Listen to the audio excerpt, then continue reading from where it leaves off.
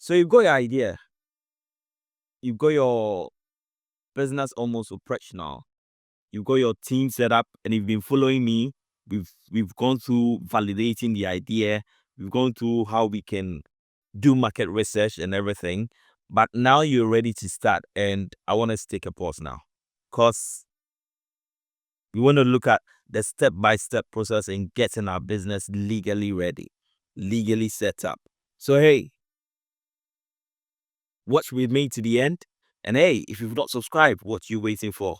Please hit the subscribe button, like and share, and comment, and put on the post notification bell as well, so that anytime I release a new video, you're the first to get it. All right, so stay tuned. The first thing I want to say is that get a business name, and you don't want to make it so hard on yourself, because you can change the business name along the way. But if you want continuity, then try and get a business name that you can maintain and work with throughout the existence of the business. Right? So brainstorm. If you're looking for a name and that name has been taken and you still want to use it, look for what that name is said in different languages.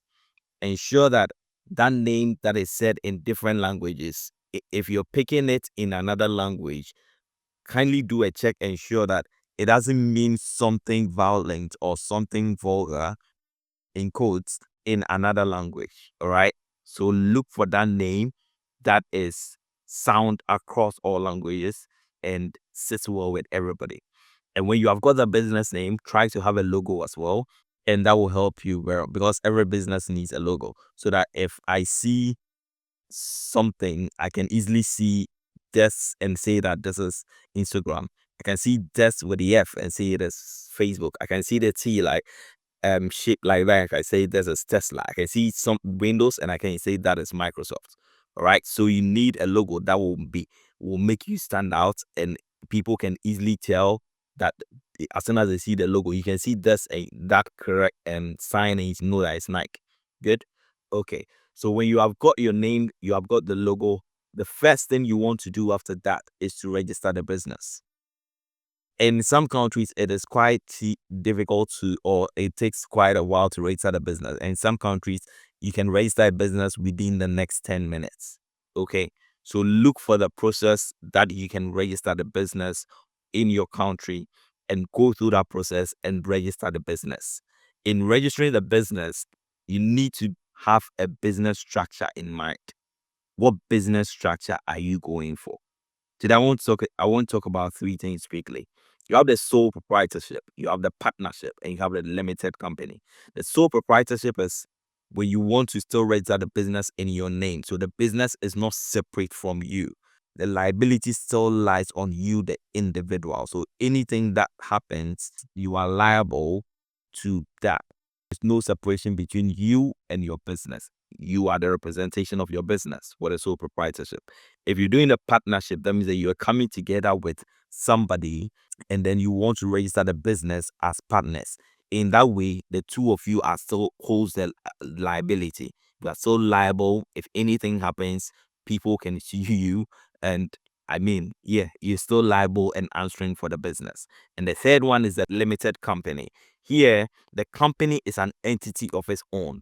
So the liability of the company is not your liability. Though you are a shareholder, you are a director, the company stands independent of you. So know the business structures. There are quite a number of them out there as well. So look for what business structure will work for your company, or work for what you want to, the business you want to open, and register the company as such. Okay. The next thing I'll say you should do, identify the licenses and permits that you need to operate that business. If you want to operate a food business, then you know that depending on where you find yourself, you have to go to the Food and Drugs Authority, or in any of the authorities, the councils, or whichever entity that handles food business, and register, get all the licenses, your hygiene certificates, all the licenses and permits that you need to run that business. If you're running a business that requires that you register with certain associations, you need information security. You're dealing with information.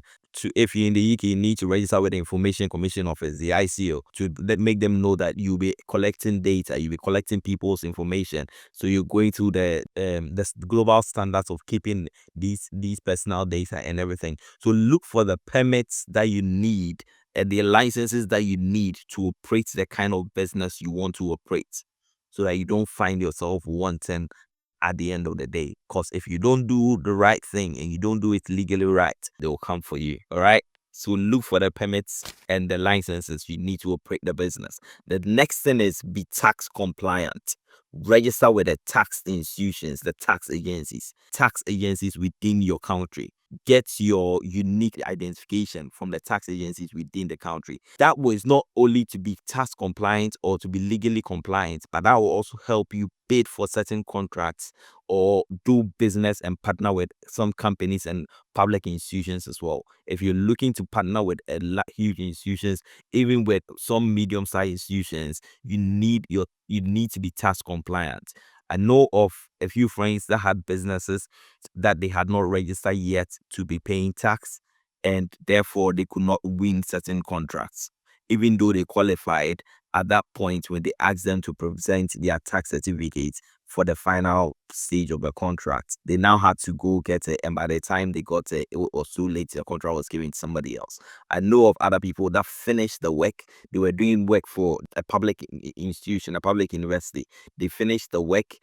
Now their payment was processed, but because it's a public institution, you need to present some of these certificates so that they can as well go through their own processes. At that point, they didn't have it. So you have finished the work. Your money is stolen because you need to go and get these documents. So please get them before you even start operations.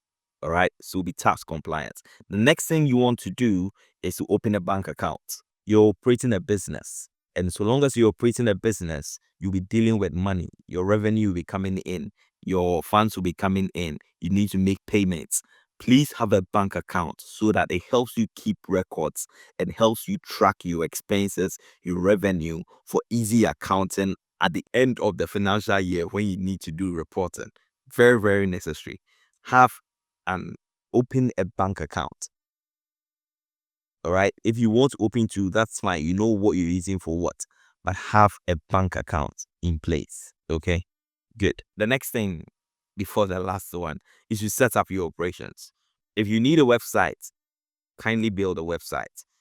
Set up you can do business without your social media channels. Set up social media channels for your business. Even if you do not have content ready, set up social media channels for your business. Look for how you can use social media to promote your business. So set up the operations of the business. Understand the process you go through to run the business. If you get a client coming to you, what process are they going to go through? If you have a product, what process is somebody going to go through to obtain that product? If there's a service, what process are you going to go through to render that service? Have a full understanding of that process. Have a full understanding of how your operations will run. All right. And the last thing I'll say you should do is to start marketing your business. People will not get to know you if you do not market the business. Even if it's word of mouth you want to do, that is fine. If it's social media you want to use, that is fine. If it is email marketing, there are quite a lot of channels you can use to market your business. All right, we'll get into that, and I'll invite somebody to talk about digital marketing so that we learn from there. But whichever channel you want to use, if there are ads you want to create, that is fine. But market the business. Okay. I hope these steps will help you. First of all, get a name, get a logo, register the business, be tax compliant by getting your unique identification number from the tax agencies. The next thing I said was to obtain your licenses and permits.